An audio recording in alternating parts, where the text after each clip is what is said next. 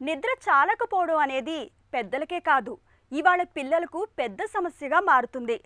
రాత్రుల్లో ఆదమర్చి నిద్రించాల్సిన లేత శరీరాలకు నేడు నిద్రలేమి అన్నది శాపంగా మారుతుంది. రాత్రిపూట తగినంత నిద్ర లేకపోవడం అనేది పిల్లలకు శారీరకంగానే కాదు, మానసికంగానూ అనేక చిక్కుల్ని తెచ్చిపెడుతుంది. ఈ నేపథ్యంలో అసలు పిల్లలకు నిద్ర చాలకపోవడానికి కారణాలేంటి? పిల్లలు చక్కగా నిద్రపోయేందుకు తల్లిదండ్రులు ఏం చేయాలి? ఎలాంటి జాగ్రత్తలు తీసుకోవాలి? మొదలైన వివరాల గురించి డాక్టర్ని అడిగి ఇప్పుడు తెలుసుకుందాం.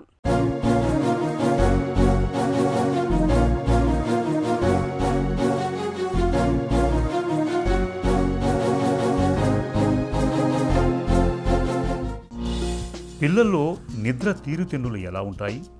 పిల్లల్లో ఎలా ఉంటుందంటే ఏజ్ ప్రకారంగా పిల్లల స్లీప్ ప్యాటర్న్స్ అవి చేంజ్ అవుతాయి.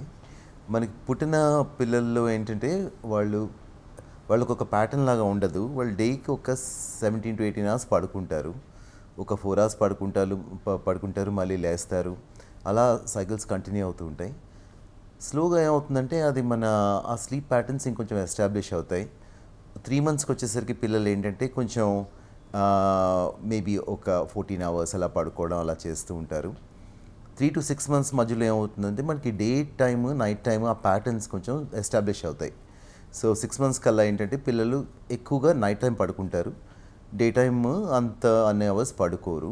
స్లోగా ఏజ్ పెరుగుతున్న కొద్దీ కొంచెం స్లీప్ ప్యాటర్న్స్ మళ్ళీ ఇంకొంచెం ఎస్టాబ్లిష్ అవుతాయి.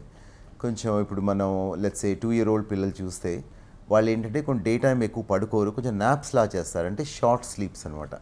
అలా చేస్తారు, ఎక్కువ నైట్ టైం పడుకుంటారు. ఎట్లా వాళ్ళకి 10 to 12 hours స్లీప్ అయితే ఉండాలి వాళ్ళకి. ఆ తర్వాత ఏంటంటే మనం లేట్ చైల్డ్హుడ్కి వెళ్తే 8 to 10 hours sleep night time పడుకుంటారు, ఇంకా డే టైం స్లీపింగ్ ఏమి ఉండదు.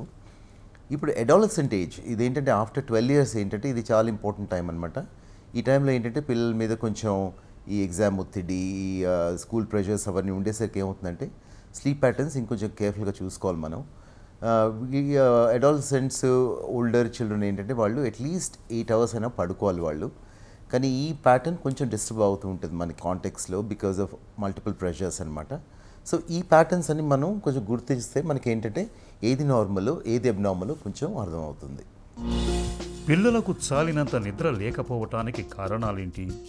మనకేంటంటే పిల్లలకి నిద్ర కరెక్ట్గా లేదంటే కొన్ని ఇంపార్టెంట్ రీజన్స్ ఉంటాయి. పిల్లలు లేట్గా ఫుడ్ తినడం, రాత్రులు లేట్గా టీవీలు చూడడం, లేకపోతే మనం కంప్యూటర్స్ ఫోన్స్ చూడడం, ఇలా చేస్తే ఏమవుతుందంటే ఆ స్లీప్ హైజీన్ ఒకటి ఎఫెక్ట్ అవుతుందన్నమాట. సో పిల్లలు కొంచెం లేట్గా బయటకు వెళ్ళడం, పొద్దున లేట్గా లేవడం, మళ్ళీ స్కూల్కి హడావుడి పడిపోవడం, ఇది ఒకటి very common cause of sleep problems పిల్లల్లో. సో ఇది మన బిహేవియరల్ ప్రాబ్లమ్. సెకండ్ ఏంటంటే మనకి కొంచెం స్పెసిఫిక్ స్లీప్ ప్రాబ్లమ్స్ ఉంటాయన్నమాట. For example obstructive sleep apnoea అంటాం. అదేంటంటే మనకి పిల్లలకి బ్రీదింగ్ సరిగ్గా లేకపోవడం, ఎడినాయిడ్స్ టాన్సిల్స్ వల్ల, లేకపోతే ముక్కు దిబ్బడం వల్ల, దీనివల్ల ఏంటంటే వీళ్ళకి స్లీప్ డిస్టర్బెన్స్ అవుతూ ఉంటుంది. దెన్ ఇంకొంచెం మనం ముందుకెళ్తే మనకి ఏంటంటే స్పెసిఫిక్ స్లీప్ ప్రాబ్లమ్స్ కొన్ని ఉంటాయి. అవి ఎలా ఉంటాయంటే మనకి పిల్లలు రాత్రి స్లీప్ డిస్టర్బెన్స్ ఎక్కువ ఉండడం, for example restless leg syndrome అంటాం అనమాట. దీంట్లో ఏంటంటే పిల్లలు బాగా రెస్ట్లెస్గా ఉంటారు రాత్రి. ఈ రెస్ట్లెస్నెస్ వల్ల ఏమవుతుందంటే ఆ డీప్ స్లీప్లోకి వెళ్లకుండా వీళ్ళు మల్టిపుల్ టైమ్స్ లేస్తూ ఉంటారు. సో అలా ఉన్నప్పుడు ఏంటంటే మనకి నైట్ టైం స్లీప్ అంతా డిస్టర్బ్ అయిపోయి పొద్దున వీళ్ళు కొంచెం ఎక్కువ స్లీపీగా ఫీల్ అవుతారు. సో ఇవి one of the common conditions అనమాట. దీంతో పాటు ఇంకా మోర్ కాంప్లికేటెడ్ స్లీప్ కండిషన్స్ కొన్ని ఉంటాయి.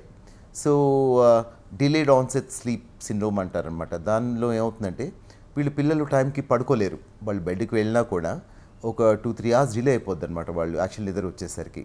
సో స్లీప్ ఫేజ్ డిలేస్ అంటారనమాట. ఇవి కొంచెం మనం కేర్ఫుల్గా హిస్టరీ తీసుకుంటే అవి తెలుస్తాయి అన్నమాట. సో ఇలాంటి కండిషన్స్ కొన్ని ఉంటాయి. పిల్లల్లో నిద్ర సమస్యలకు చికిత్స ఎలా ఉంటుంది? First and the most important thing ఏంటంటే మనం కరెక్ట్గా వాటిని డయాగ్నోస్ చేయడం, ప్రాపర్ హిస్టరీ, ఎగ్జామినేషన్, అండ్ ఏంటంటే మనం జనరల్గా ఒక స్లీప్ డైరీ అని పెట్టుకుంటాం అనమాట. ఇదొకటి. దెన్ ఒక స్లీప్ స్టడీ అని ఉంటుంది అవసరమైతే. ఇవన్నీ టెస్టులు చేసి మనం ఈ ప్రాబ్లం ఏంటి అని మనం ఫస్ట్ నిర్ధారించుకోవాలి. దాని తర్వాత మనం ఏంటంటే తగినట్టు మనం స్టెప్స్ తీసుకోవాలి. ఒకవేళ మనకి స్లీప్ బిహేవియరల్ ప్రాబ్లమ్స్, ఓకే, మనం టైంకి బయటకు వెళ్ళట్లేదు, టైంకి లేవట్లేదు, ఒక ప్యాటర్న్ లేదు మనకి అంటే మనం అది స్లీప్ హైజీన్ని ఇంప్రూవ్ చేసుకోవచ్చు.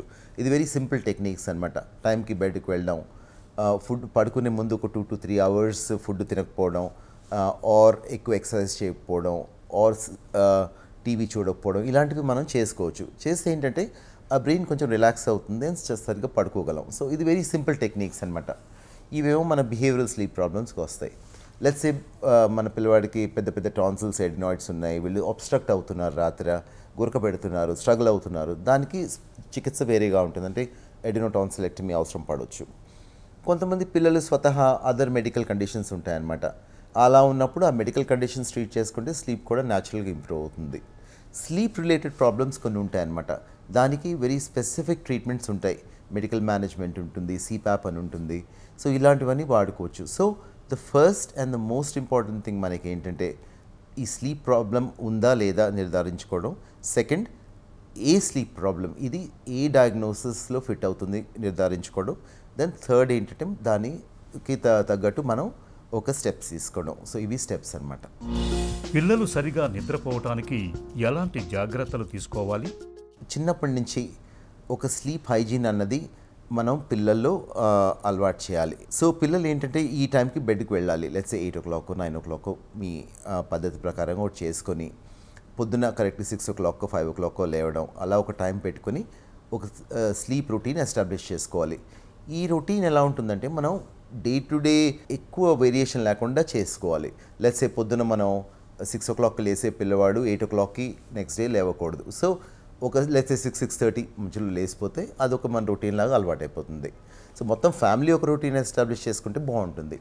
సెకండ్ ఏంటంటే మనకి స్లీప్ హైజీన్. ఈ స్క్రీన్ టైంలు, ఈ టెలివిజన్ చూడాలి, అవి కొంచెం మనం బిఫోర్ 7 o'clock ఫినిష్ చేసేస్తే బాగుంటుంది. ఎస్పెషలీ పిల్లలకి, వీళ్ళకి ఏంటంటే ఈ స్లీప్ సరిగ్గా వస్తుంది. సెకండ్ ఏంటంటే ఈ అటెన్షన్ అది ఇంప్రూవ్ అవుతుంది.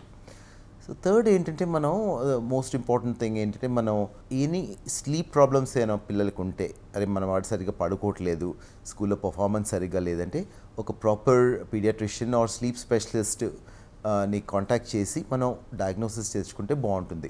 ఎదిగే వయసులోని పిల్లలకు నిద్ర చాలా అవసరం. నిద్రను చెడగొట్టే అలవాట్లకు పిల్లల్ని దూరంగా ఉంచాలి. నిద్రను చెడగొట్టే స్మార్ట్ ఫోన్, టీవీ, కంప్యూటర్ల వంటి గాడ్జెట్స్కి పిల్లలు బానిసలు కాకుండా చూడాలి. వారికి చాలినంత వ్యాయామం కల్పించాలి. అప్పుడే పిల్లల్లో నిద్ర చక్కగా ఉంటుంది.